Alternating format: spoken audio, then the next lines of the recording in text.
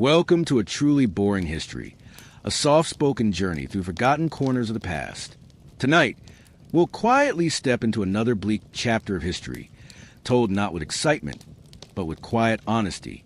If you're just settling in for a peaceful listen before sleep, we'd love to know where you're listening from and what time it is there. Feel free to leave a comment and say hello. And if this kind of slow, haunting historical storytelling helps you unwind, don't forget to subscribe for more deliberately dull reflections on the silent struggles, quiet endurance, and invisible grief of women who were left to disappear in the margins of medieval life. Long before you knew what it meant to be a wife, before you understood what a man's hands could do, before you even knew the shape of your own voice, you were promised to someone, not with celebration, not even with cruelty, but with quiet agreement between fathers, brothers, or priests who spoke as though you were a transaction already in motion, a life folded neatly into another's future. Your own desires were never asked, because they were never imagined to exist. To marry was not a moment of decision, but the next expected step on a narrow path laid long before you were born. When you looked at him for the first time, this man whose name you had been taught to repeat with obedience, perhaps you did not feel fear. Perhaps you only felt distance, like watching a door close behind you. He did not ask you to love him, only to serve. He did not need your laughter, only your labor. And so, you gave yourself over, not out of devotion, but out of duty. You became his in name, in work, in body, not because you chose him, but because there was no language or refusal in your world. The days blurred into one another. You learned how he liked his bread. You folded his clothes with fingers that had never touched your own fate. You carried children that bore his features, tended his wounds, prayed for his safety, not because it came from love, but because you were taught that do anything less was a sin. And when he left, whether for work, for war, or for good, you did not cry for the man, but for the absence of structure, the sudden unmooring of a life that was never yours to steer. Even in widowhood, he remained. His name still clung to yours. His debts became your burdens. His family's wishes still outweighed your own. You were no longer a wife, but you were not free. You were simply bound in silence to a man you did not choose, even after death had taken him. Because in your world, being joined to a man was never about love. It was about being absorbed into something larger, colder, and more permanent than yourself. They told you it was love. The way you woke before the sun to bake bread he would eat without a word. The way you held your breath when his footsteps grew heavy. The way you learned to read his silence faster than his voice. They said this was devotion, a woman's sacred duty, the holy shape of a life well lived.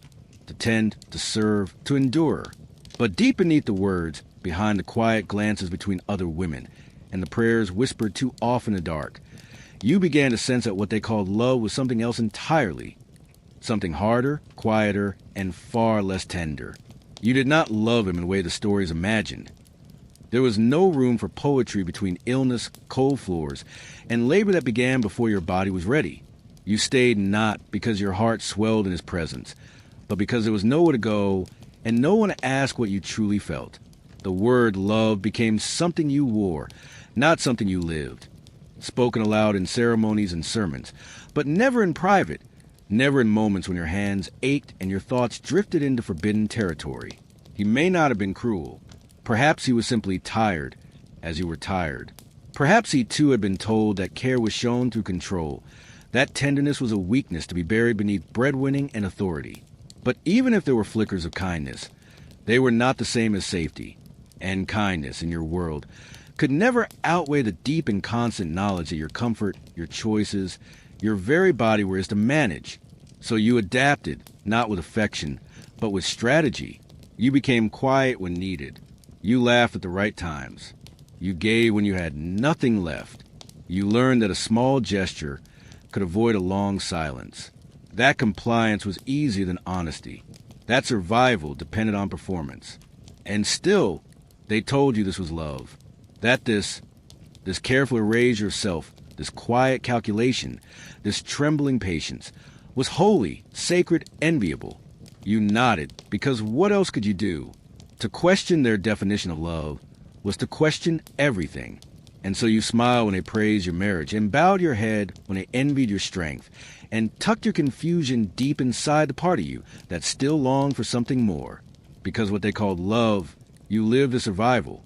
And when he was gone, and they told you again that you had been so blessed, you only nodded, because there was no word in your world for the kind of love you had hoped for, only the kind you had endured.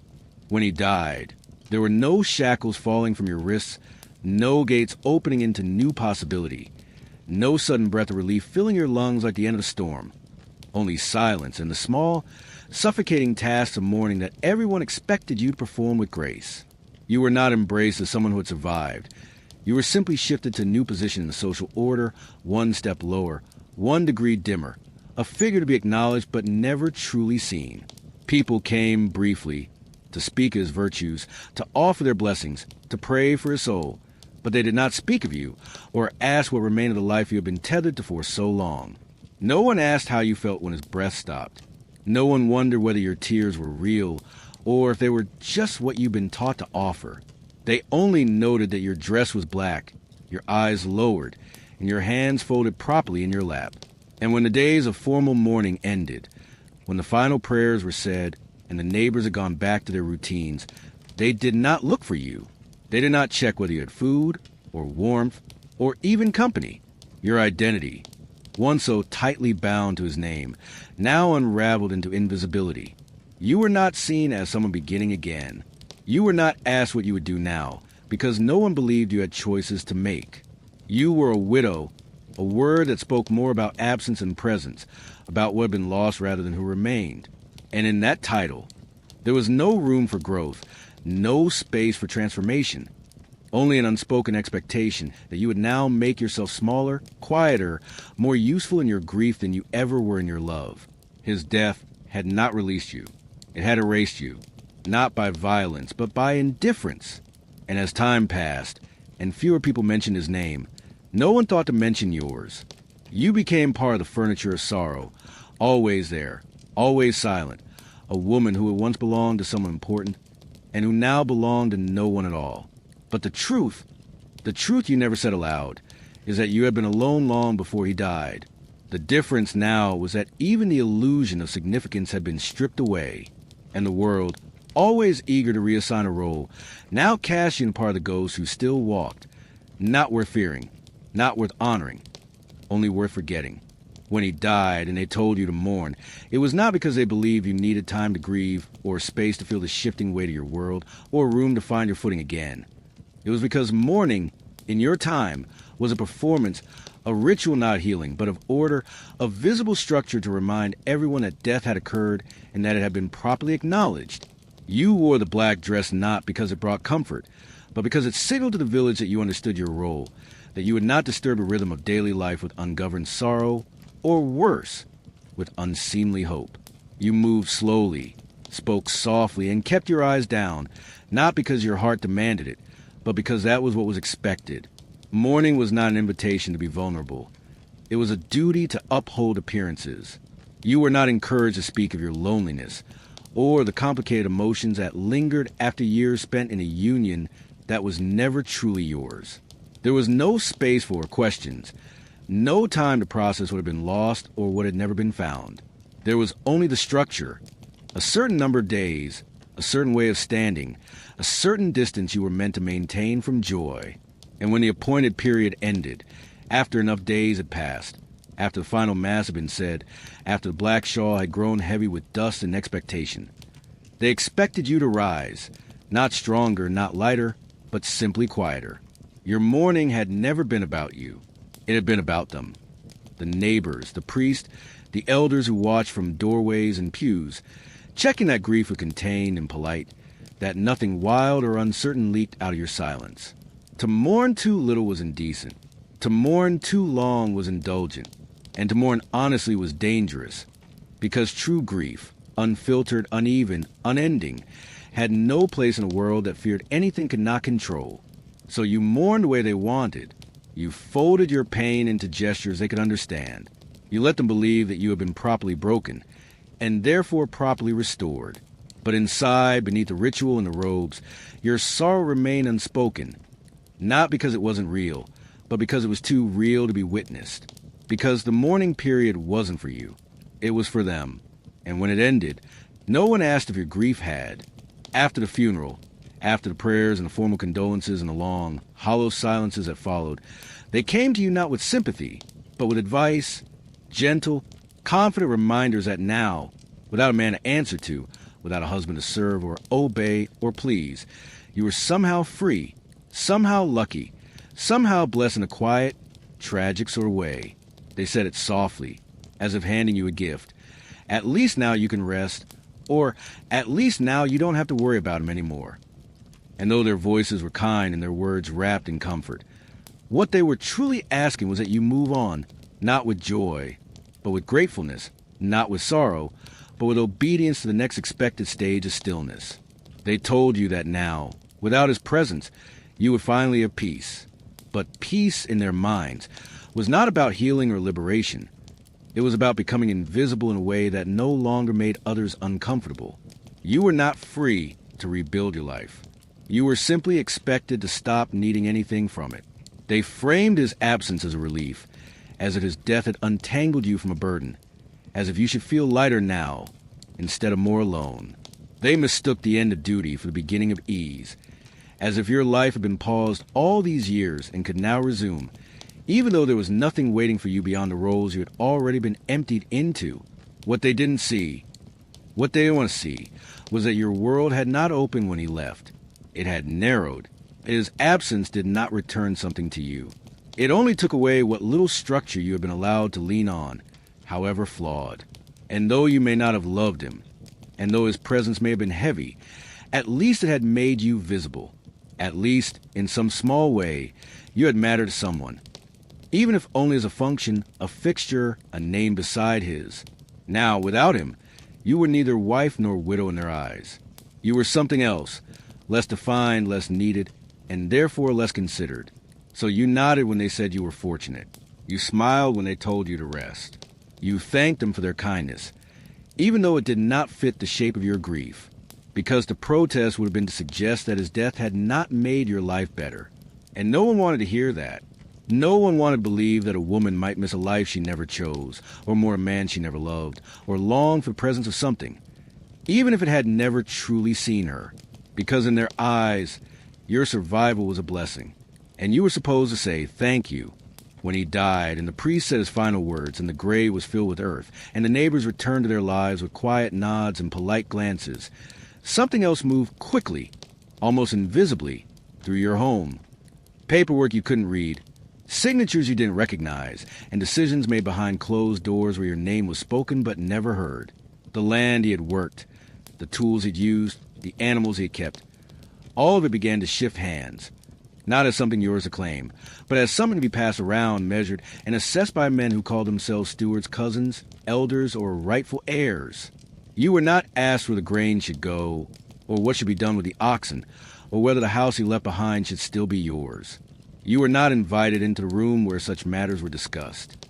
You were expected only to accept the outcome, no matter how little it left you with. And if you were granted something, a small room, a corner of the garden, a fraction of the harvest, it was spoken of not as justice, but as generosity, as if the act of allowing you to stay in your own home, among your own memories, was something you ought to be grateful for. They told you it was law.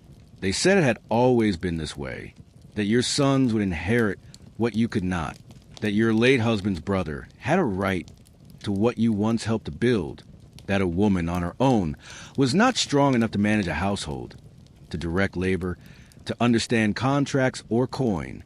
And so, they wrapped the erasure of your voice in the language of protection, as though silencing you was a form of care.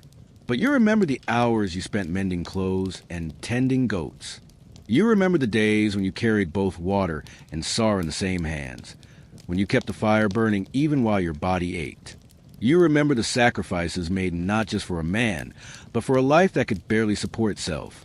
You remembered how much of yourself you gave to that land, to that house, to that name, and now, as they divided it like meat among wolves, you understood clearly. None of it had ever been considered yours. You were not the inheritor. You were the leftover, the remainder, the shadow that stayed behind after the real story was over, and no one waited to see what you would become next. When your husband was gone and the house felt larger in all the wrong ways, when the silence between meals stretched longer than it ever had, and when your hands, though still working, felt strangely unclaimed, it was not comfort or tenderness that arrived at his absence, but the steady footsteps of your son stepping forward.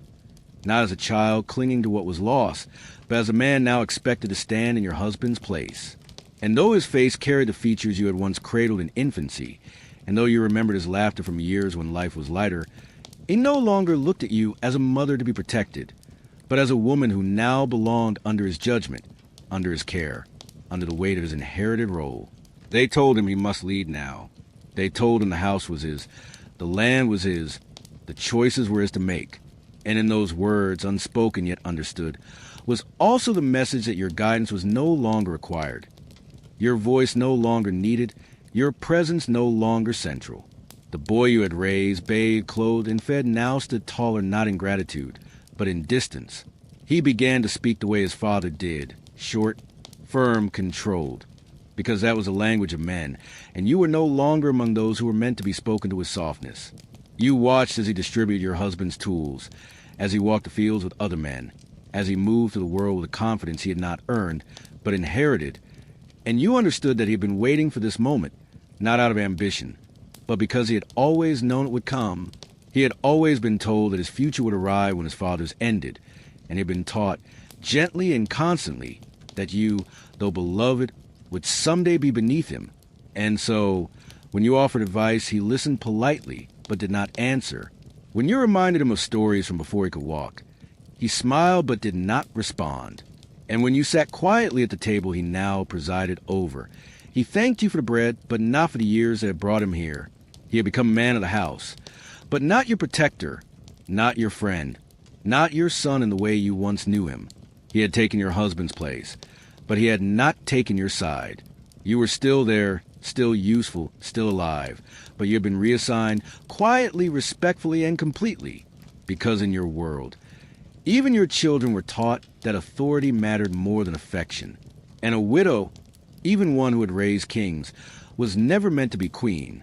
When your husband's body was lowered into the ground, and no son stood beside you to carry his name, no male child to inherit the land or hold a house in his name, you began to feel not just grief, but the slow unraveling of everything you had once called yours. Because in the eyes of the village, of the priest of the law, and even of the walls you swept each morning, a home without a man to claim it was not a home. It was a question, an error, an inconvenience to be quietly resolved. And so, even as you lit the same fire you had always lit, even as you knelt to wash the same floors and walked through the same door you had once entered as a bride, everything around you began to shift, not physically, but in meaning. You were no longer a figure belonging. You were a figure of temporary placement. The neighbors grew polite but distant. The family of your late husband, if they had tolerated you before, now studied your presence like a ledger. They asked how long you intended to remain, as though your home had become a room borrowed too long. They offered solutions that sounded like favors but felt like exile. You could live with your cousin, or there's room at the convent. They spoke gently, always gently, because your crime was not disobedience or scandal. It was the absence of sun. And in a world where property passed through men like breath through lungs, you were simply a pause in a line that was supposed to keep moving forward. You might have had daughters, kind, loyal, brave in their own quiet ways, but daughters did not hold land. Daughters could not sign their names in the books that mattered. Daughters, like you, were meant to be passed on, not anchored. And so your girls, if they remained, could only watch as you packed what little was left, as you prepared to leave a place where your memories lived, because the law had no room for sentiment, and custom had no use for women who stood still. And when you left, if you left, it was not with ceremony or farewell, but with the weight of invisibility. No one followed.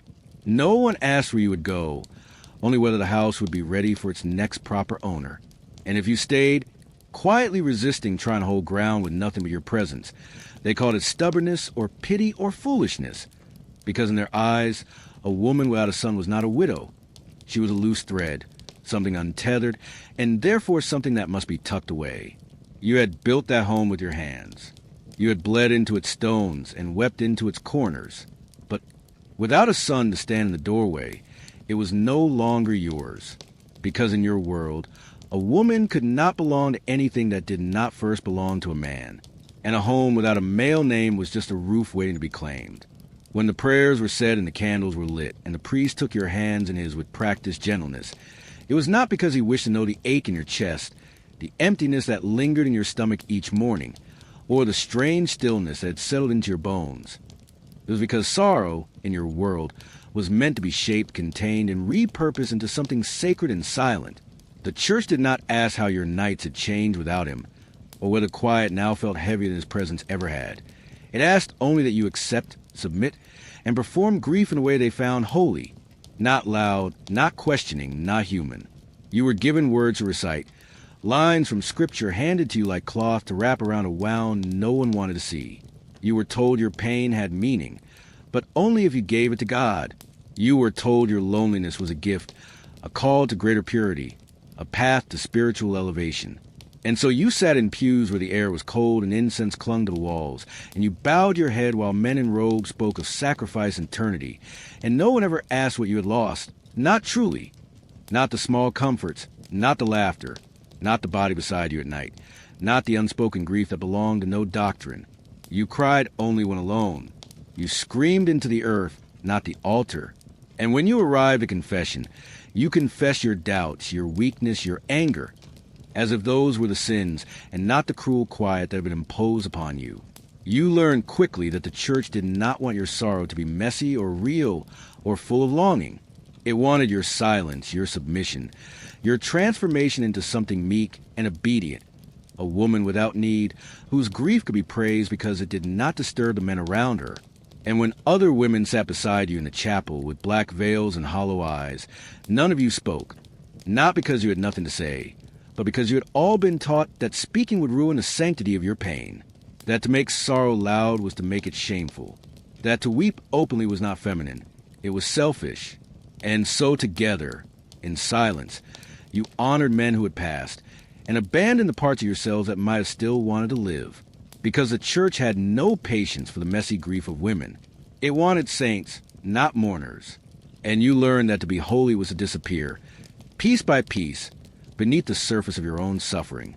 They meant it as kindness, or so they claimed, when they reminded you that many women did not live as long as you had, that death in childbirth or fever or famine or fire might just as easily have taken you first.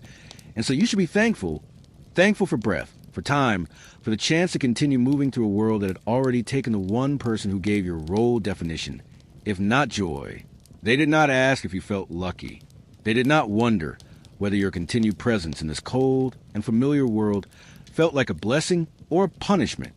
They simply handed you survival like it was a gift wrapped in good fortune and not the heavy, aching silence it had become. You nodded, of course. You said, yes, I am grateful, because anything less would have sounded bitter or worse, ungrateful for God's will. But deep within the space where no one ever looked, you knew that to be alive was not always to be living, that to wake each day alone in a room where nothing had changed or the absence of footsteps was not a triumph, but a ritual of endurance.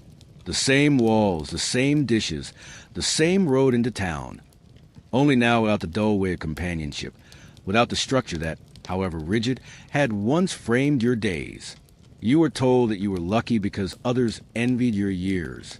But years are not kindness. Time, on its own, is not mercy.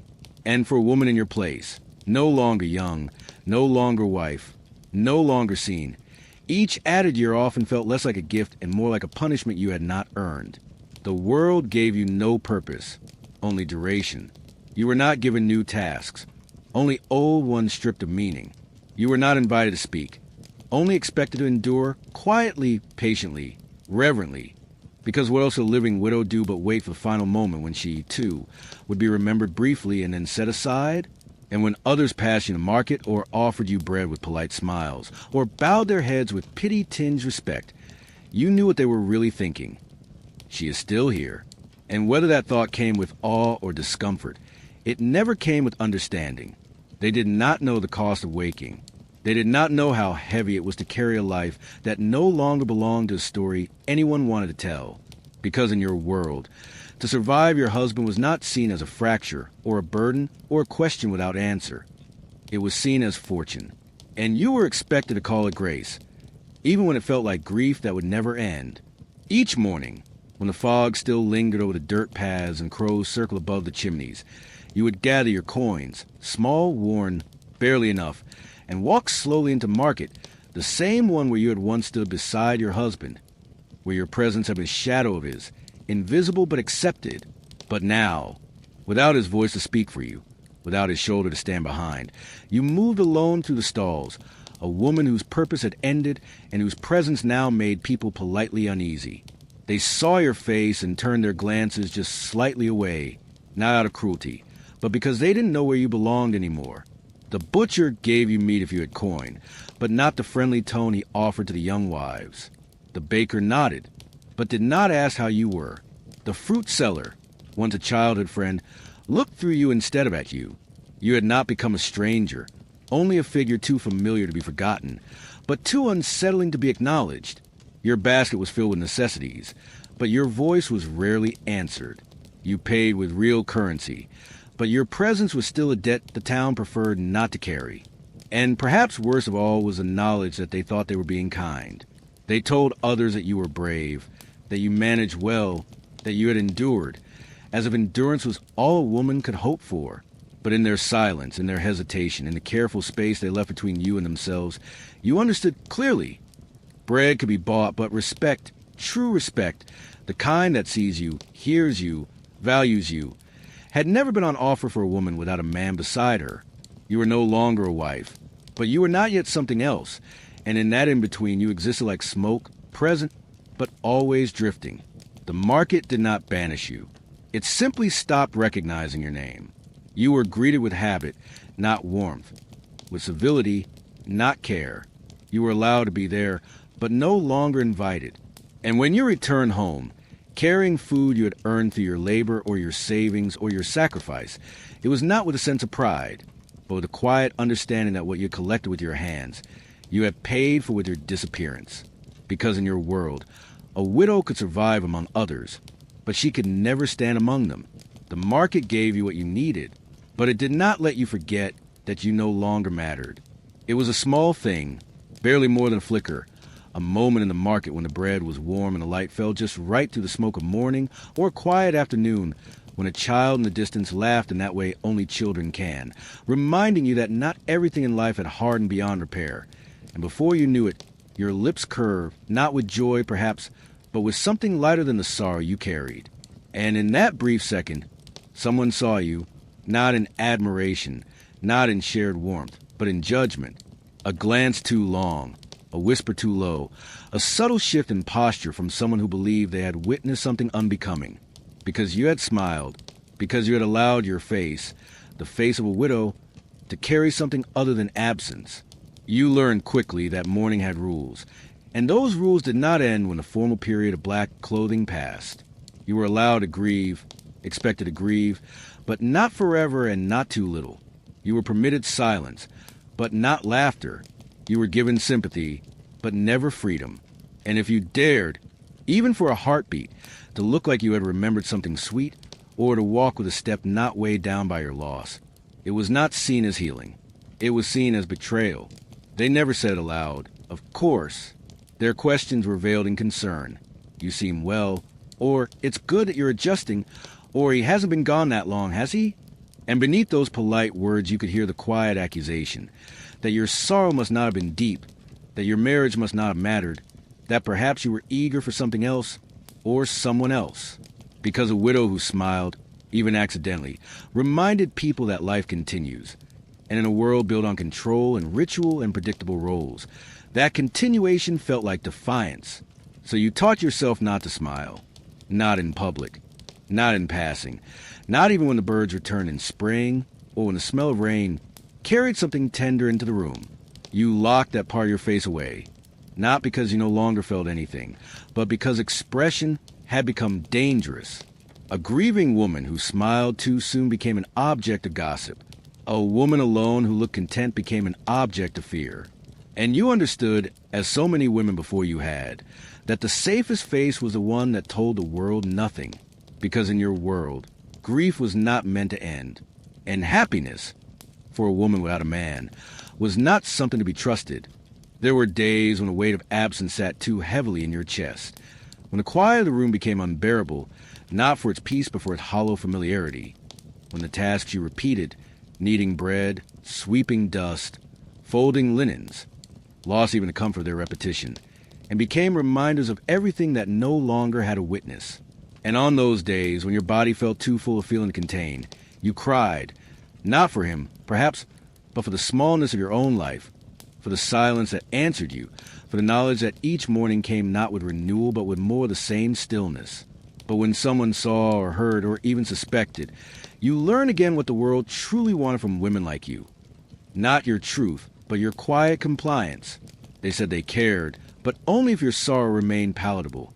Gentle tears at the right moment, a bowed head in church, a whispered prayer.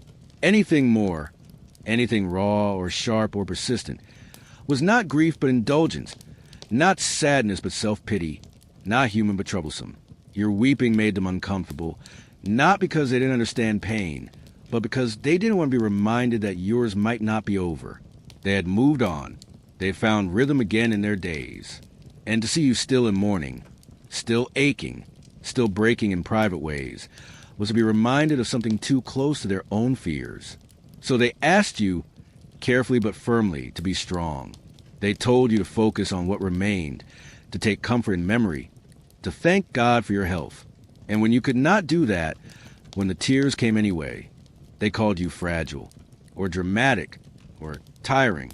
They meant no harm, perhaps, but their words built walls around your sorrow, until you learned to weep only in darkness, only in silence, only in the spaces no one entered anymore. And the more you hid it, the more invisible it became, not just to them, but to yourself, until one day you stopped crying altogether, not because the sorrow had left, but because there was nowhere left for it to go, because in your world, a woman was permitted to suffer, but never to inconvenience. Her grief could be seen, but not heard, and her pain, if it lingered, became a fault to be corrected, not a wound to be held. When the months passed and the seasons changed, and the ache of grief dulled not because it healed, but because repetition numbed its edges, you might have begun very quietly to wonder whether this life, this half-life of managing the home alone, of moving through spaces with no name spoken aloud, might one day become something else. You might not have longed for love or passion or anything grand, but simply for company, for warmth, for the presence of someone who looked at you not as a relic of another man's memory, but as a woman still living. And yet even that faint and tender thought, so natural, so human, was dangerous, because in your world, remarriage was not a choice. It was a request, and requests, when made by women, were rarely granted without cost. You could not simply fall in love. You could not even speak of affection without inviting whispers. A widow who smiled too freely, who dressed too brightly, who looked a man in the eye, became an object of suspicion, of desire, perhaps, but never of respect. To remarry meant entering a web of approvals. The church, the family of the deceased, the community whose judgment you carried like another veil. They would ask whether it was appropriate, whether it was too soon, whether the man you looked toward was honorable, wealthy, pious enough. But no one asked what you wanted, because wanting for a woman like you was never a valid reason. And if you were childless or poor or aging beyond the softness men claimed to admire, your remarriage became not just difficult, but unwelcome. You were expected to remain a symbol of patience, of loss, of virtue. To remarry was to challenge the image they had made of you, the quiet, faithful, grieving widow who had accepted her sorrow with grace. And they would not let that image be rewritten simply, because you had remembered what it felt like to want something more than survival. So many women never asked. They folded themselves into widowhood not because they wanted to, but because it was safer than trying to explain why they deserved more. And for those who did remarry, it was rarely for joy. It was for protection, for food, for the chance to sleep indoors when the first frost came. Because in your world, even love was not a gift. It was a negotiation. And to be a widow was to learn, once again, that your life could only move forward with permission. And most days, it was easier not to ask at all. It happened gradually, without announcement or rebellion. Small acts that, by themselves, seem harmless, You walked to market alone and stopped asking a neighbor's son to carry your basket. You fixed the broken hinge on the garden gate with your own hands. You spoke with clarity when a priest asked how you were managing, and you no longer lowered your eyes when men passed you on the road. You still mourned, still missed what was lost, but your world had narrowed into something manageable.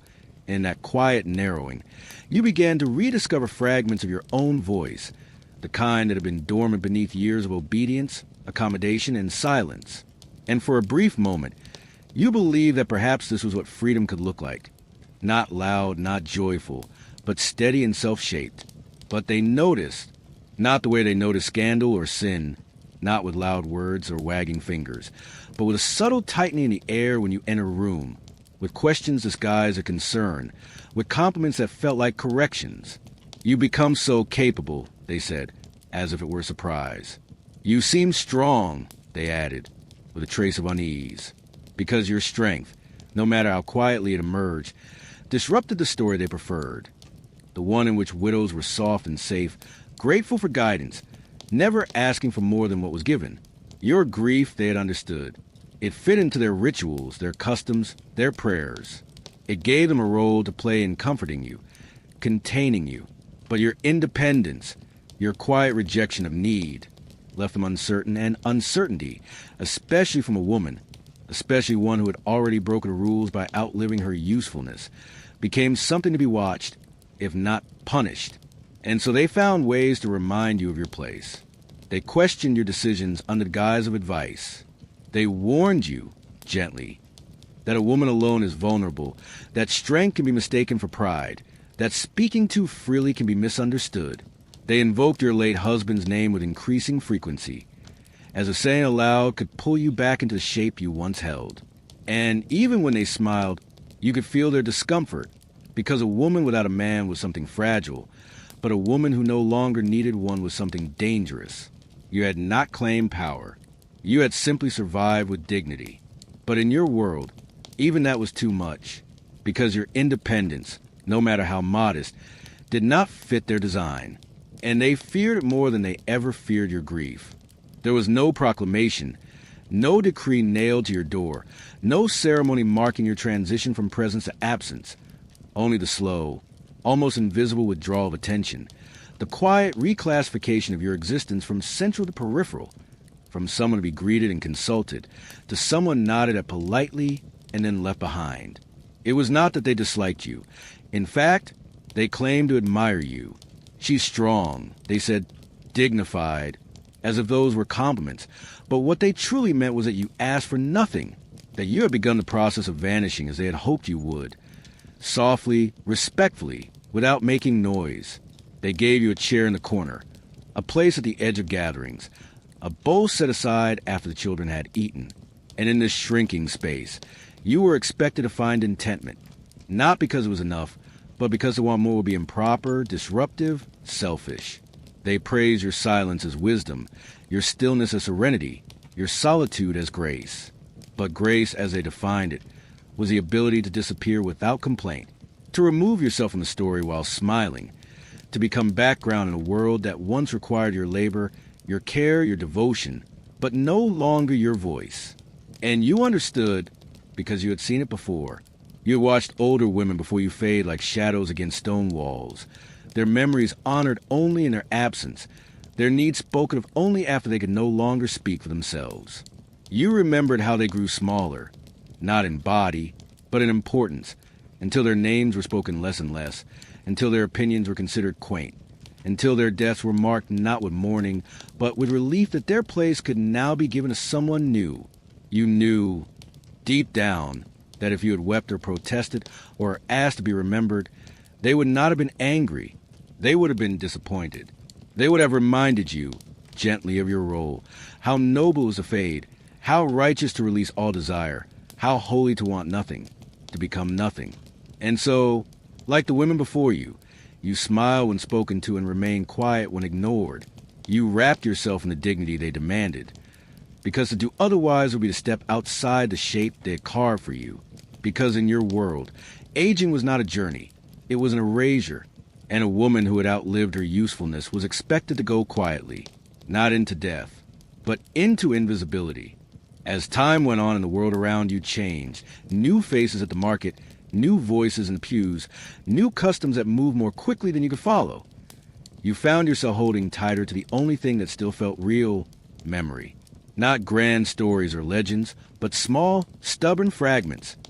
The way the morning light once hit the floor beside the hearth, the scent of barley cooling in the breeze, the sound of your husband's boots returning before sunset when you still listened for them. These were not stories you told to be heard. They were pieces of yourself you carried in silence, fragile and fading, but still yours. Yet even these, it seemed, were not safe. When you tried to speak of the past, to recall moments that had meant something to you, even the quietest, simplest ones, you were corrected or gently dismissed or simply not believed. That's not how it was, they would say, as if your memory was a threat to the history they preferred. Your version of events, how hard it had been, how lonely, how brief the joy, did not match the stories others wanted to tell. They wanted legends of contented wives, of happy homes, of good men and simple faith. And anything more complicated than that, anything truer than that, made them uncomfortable. So they rewrote it for you.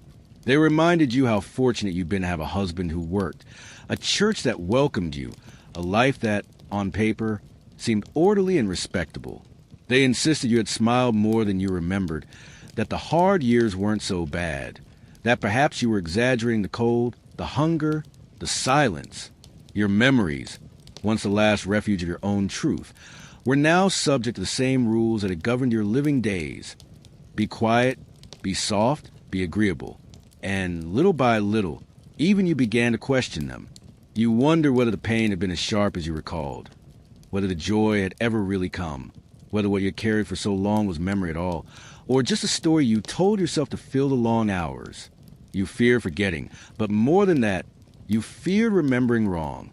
And so you clung tighter, not just to the images, but to the right to have them. Because in a world where even your life had not been truly yours, your memories were all that remained untouched, until they, too, were rewritten by the comfort of others. Because in your world, a woman's truth was always negotiable, and even the past to be taken from her, gently, kindly, thoroughly, until she no longer knew if it ever belonged to her at all. Long after the doors had closed and your voice had quieted, long after your hands had folded their last piece of cloth and the last name you had been called had faded into soft murmurs of habit, you came to understand with painful clarity that your story, your real story, was never going to be written. The pages kept in dusty rooms, the ledgers guarded by priests, the scrolls stored in chests passed from father to son did not mention your name, except perhaps as a footnote to someone else's life. You were referred to, not remembered. You were included, not described. You were acknowledged, but never seen. They recorded your husband's transactions, the fields he tilled, the taxes he paid, the sins he confessed, the deeds he signed. They wrote of the sons you bore, and the sons who bore others. But you, who gave your years to soil and fire, who stitched the seams of daily survival, who kept the silence between the noise, were rendered invisible by ink, not out of hatred, not even out of contempt, but out of the quiet, devastating belief that your life was not worth preserving. And so, the questions that mattered to you, what you feared, what you hoped for, what you thought about in the long hours before sleep, went unanswered, unasked, unwritten. No one traced the outline of your mind, the movement of your thoughts. No one documented the 1,000 ways you learned to endure. You were part of history only as its backdrop. The mother, the wife, the widow, the quiet one who remained behind when the men rode off and returned, if they returned at all. Sometimes, when a traveler passed through, when a young girl asked who once lived in that stone house with the lopsided roof, someone might say your name, but not your story, not the ache of your waiting, not the songs you hummed when no one listened, not the nights you spent tracing the cracks in the wall like a map of everything you'd lost. Those parts of you had disappeared, not because they had faded, but because no one ever bothered to write them down. And that, perhaps, was the final weight. Not just that your story was forgotten, but that it had never been considered a story in the first place. Because in your world, history was made by those who spoke aloud, who signed, who fought, who claimed. And you, who survived in silence, were left unwritten. When the seasons turned without your hand to mark them. When the chair by the hearth stayed empty and no one moved it. When the soft echo of your footsteps no longer traveled across the same floorboards you once swept in circles of habit. Your name did not disappear all at once. But like steam against stone, it faded quietly, without protest. The village did not hold a feast or a fast for you. A few may have whispered your name while pulling weeds or baking bread. A neighbor may have remembered the way you used to knot your scarf, the quiet way you smiled when thanked, the fact that you never missed Mass, even in rain. But even those small things, too gentle to carry weight, soon sank beneath the weight of other, louder stories. No one came to dust a frame where your likeness might have been, because no likeness had been made. No one visited a grave marked only by initials, or perhaps nothing at all, because even stone was too valuable for names that did not anchor family lines or deeds of land. You were not a tale passed on, not a legend repeated at dusk. You were a pause in someone else's memory, a gap in someone's family tree, a face that might have belonged to the woman who used to live there, and little else. And in that absence, in that slow erasure, you were, ironically, preserved in the very way your life had always been lived, quietly, invisibly, respectfully unseen. And so, it was not what you did that lingered, but what you left behind in not being there. An empty space in a pew, a window left shuttered, a patch of garden grown wild. People remembered that something had once filled those spaces, but they could not say what. You had become not a name, not a story, but a missing shape, a subtle shift in the pattern of a village that kept moving slowly, without looking back. Because in your world, a woman's greatest legacy was often the silence she left behind. And in the end, they remembered you not for who you had been, but for the quiet you left behind. From the first breath you took to the last quiet moment before the world forgot your name, your life moved the hands and will of others, shaped not by what you wanted, but by what was required of you, by the roles etched into the air before you could speak, by the needs of fathers, husbands, children, and the village that saw you less as a person and more as a function. Even the moments you believed were your own.